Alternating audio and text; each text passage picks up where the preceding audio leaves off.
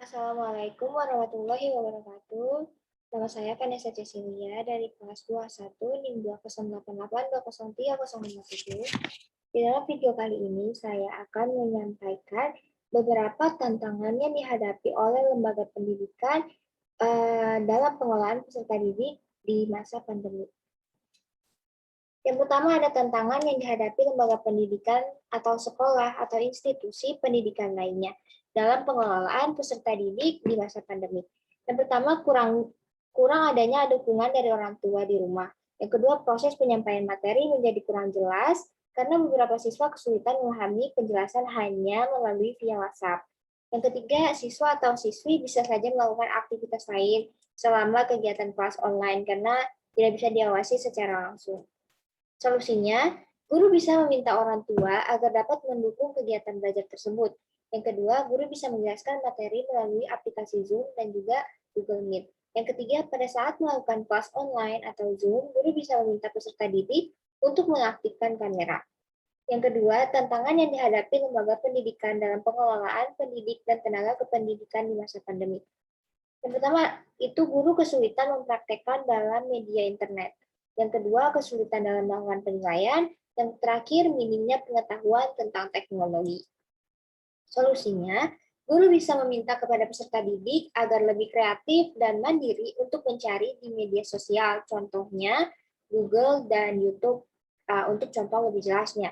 Yang kedua, memanfaatkan media daring dan webinar live akan bisa dipantau terus-menerus perilaku siswa selama mengikuti kegiatan penilaian.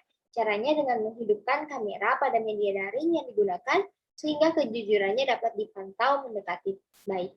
Dan yang terakhir, guru melakukan training atau praktek mengenai TIK agar bisa menguasai teknologi yang akan digunakan. Yang ketiga, tantangan yang dihadapi lembaga pendidikan dalam pengelolaan kelas di masa pandemi. Tantangan yang pertama, tidak bisa melakukan penataan ruang kelas dan cara mengajarnya terkadang terkesan membosankan dan membuat peserta didik menjadi jenuh. Yang kedua, sulit melakukan pendekatan kerja kelompok karena tidak bisa bertemu langsung. Dan yang terakhir, peserta didik tidak aktif atau malas untuk bertanya dan menyebabkan kurangnya berkomunikasi dengan guru. Solusinya, guru bisa melakukan cara mengajar yang berbeda-beda setiap minggu atau 2 minggu sekali, dan cara menyampaikan materinya menggunakan media yang membuat peserta didik tertarik. Contohnya, pembuatan PPT atau video mengajar yang lucu, berkesan, menarik, menonton video bersama, dan lain-lain. Yang kedua, guru bisa memberikan tugas kelompok dan mengerjakannya via Zoom. Dan guru bisa bergabung 1-2 menit saja dengan peserta kelompok untuk memantau aktivitas kelompok tersebut. Yang terakhir, guru mewajibkan setiap peserta didik untuk bertanya agar bisa mendapat nilai plus. Yang keempat, tantangan yang dihadapi lembaga pendidikan dalam pengelolaan biaya di masa pandemi. Tantangan yang pertama, pemasukan biaya peserta didik atau uang SPP sangat terlambat. Yang kedua, sumber biaya pendidikan dari masyarakat menjadi semakin sulit. Solusinya, siswa yang belum melakukan pembayaran tidak akan diberikan kartu ujian. Yang kedua, melakukan penggalangan dana atau sumbangan dari orang tua siswa baru. Yang kelima, tantangan yang dihadapi lembaga pendidikan dalam pengelolaan sarana dan prasarana di masa pandemi. Yang pertama itu ada prasarana yang ada tidak bisa digunakan untuk proses belajar mengajar. Yang kedua, prasarana yang ada atau alat peraga atau alat praktik beberapa menjadi tidak bagus dan juga berkarat. Yang ketiga, lapangan sekolah dan parkiran sekolah menjadi banyak runtuh. Solusinya, petugas kebersihan sekolah atau OB harus ekstra dalam membersihkan lingkungan sekolah, kelas, toilet, dan sarana dan prasarana yang ada. Yang kedua, alat peraga atau alat praktek yang ada bisa digunakan untuk peserta didik. Contohnya, alat peraga tersebut bisa dipinjamkan dan dibawa ke rumah masing-masing dengan syarat harus dijaga dan dimanfaatkan dan digunakan dengan baik. Yang keenam, tantangan yang dihadapi lembaga pendidikan dalam pengelolaan pelayanan khusus di masa pandemi. Yang pertama itu ruangan UKS, kantin, perpustakaan, dan pelayanan khusus lainnya menjadi tidak terawat. Yang kedua, obat-obatan dan P3K yang ada di UKS menjadi tidak berfungsi dan tidak terpakai juga. Yang ketiga, layanan perpustakaan di sekolah ditutup sementara dan ruangan menjadi lebih berdebu dan kotor.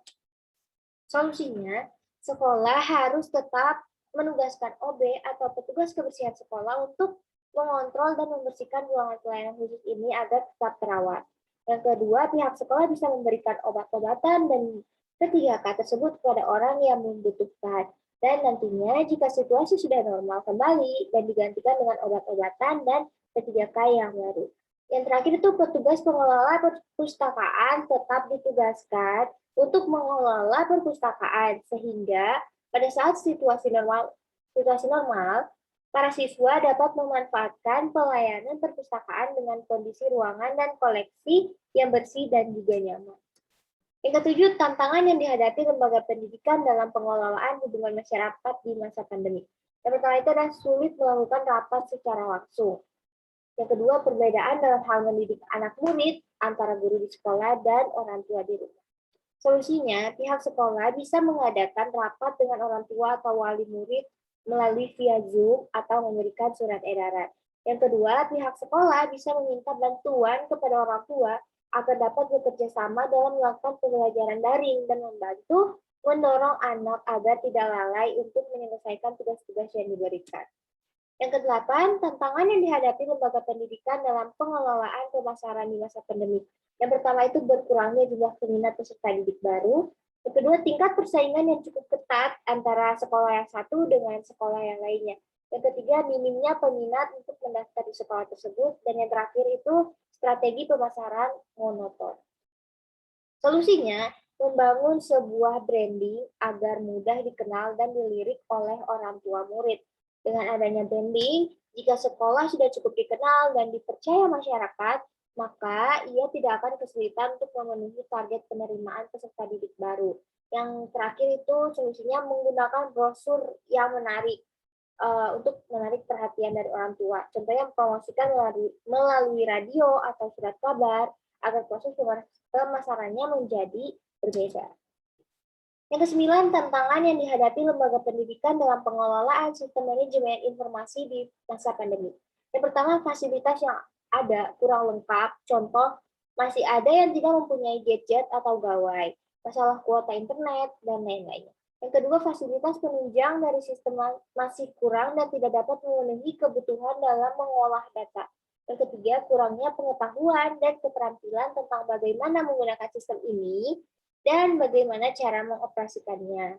Solusinya, yang pertama, peserta didik yang tidak mempunyai gadget atau gawai bisa bergabung bersama dengan temannya yang memiliki gadget, dan masalah kuota, pihak sekolah mungkin atau pemerintah bisa memberikan kuota gratis.